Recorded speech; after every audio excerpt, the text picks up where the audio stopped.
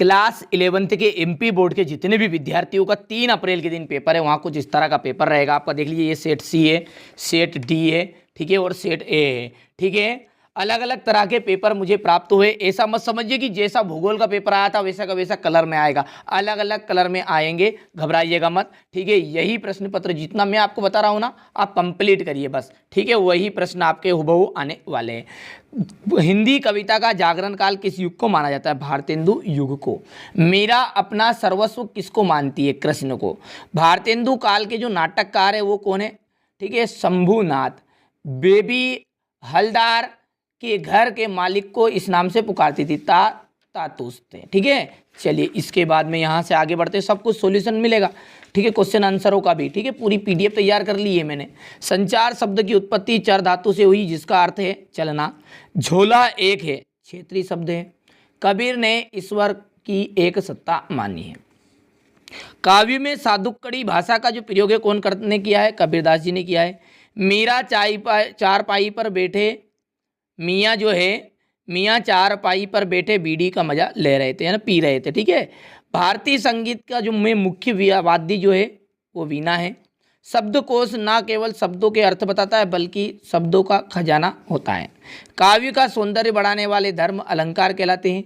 शब्द युग्म के 6 प्रकार होते हैं, ठीक है। यहाँ से देखिए, कुल की हानि, ठीक है, परिवार की मर्यादा।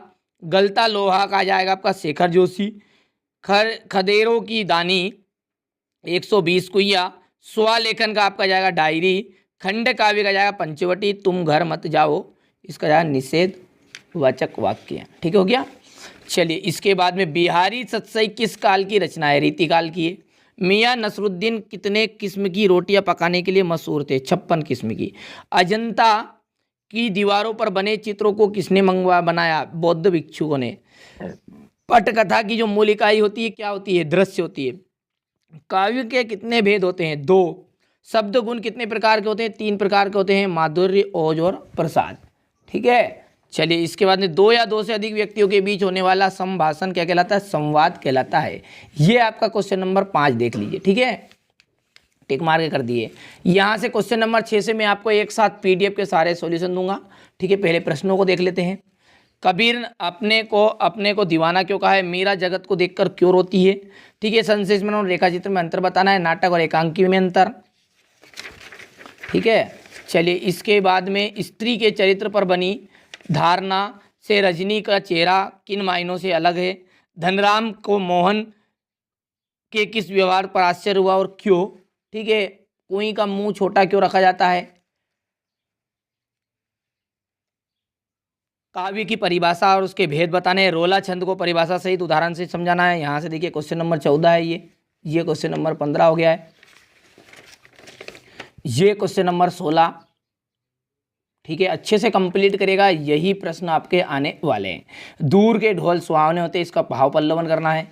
ये क्वेश्चन नंबर 19, सब कुछ सॉल्यूशन सहित मिलेगा, ठीक है। ये क्वेश्चन नंबर 19 हो गया है। यहाँ से देखिएगा ये क्वेश्चन नंबर 20, ये इसका थोड़ा है।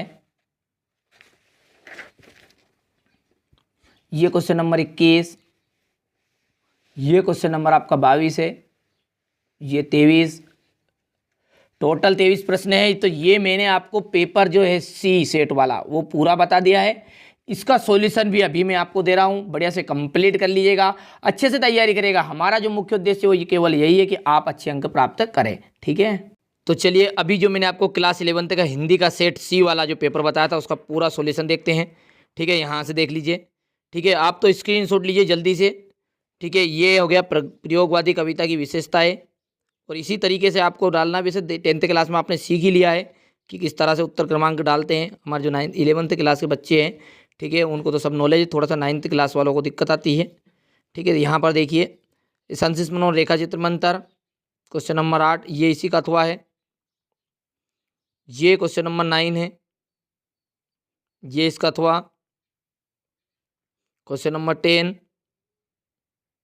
कुएं का मुंह क्यों छोटा क्यों रखा गया है? यहाँ से देखिए क्वेश्चन नंबर 11, पटकथा लिखते समय किन किन बातों का ध्यान रखना चाहिए? इसके अथवा का था, ले स्क्रीनशॉट।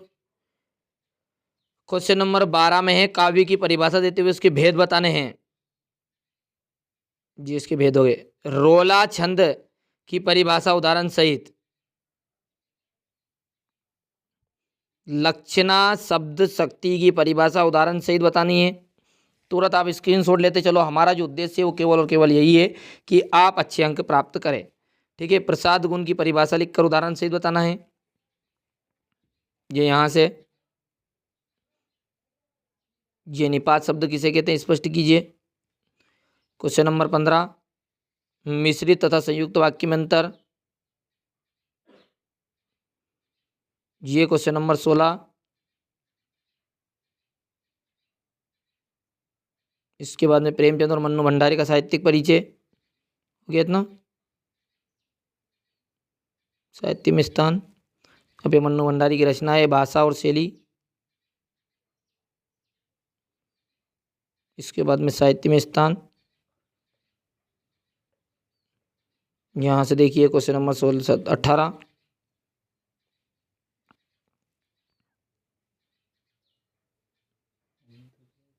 हो गया इतना।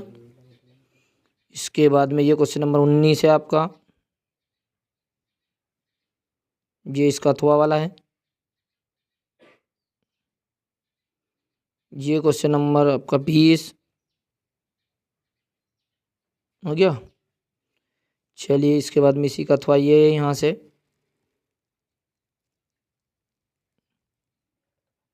क्वेश्चन नंबर 21, ये क्वेश्चन नंबर 21 का अथवा। 22 है क्वेश्चन नंबर, क्वेश्चन नंबर 22 का अथवा हो गया है, ये देख लीजिएगा। और ये अंतिम 23 जो आपका प्रश्न उत्तर रहते हैं, सॉरी निबंध रहता है। ठीक है, पूरा पेपर मैंने आपको यहाँ पर बता दिया है। ठीक है, ये मैंने आपको सेट सी वाला बताया है। सेट बी और डी यदि नहीं देखा तो डिस्क्रिप्शन में लिंक दे दूंगा, प्लेलिस्ट को फॉलो करिएगा। हमारा उद्देश्य केवल और केवल यही है कि आप अच्छे अंक प्राप्त करें।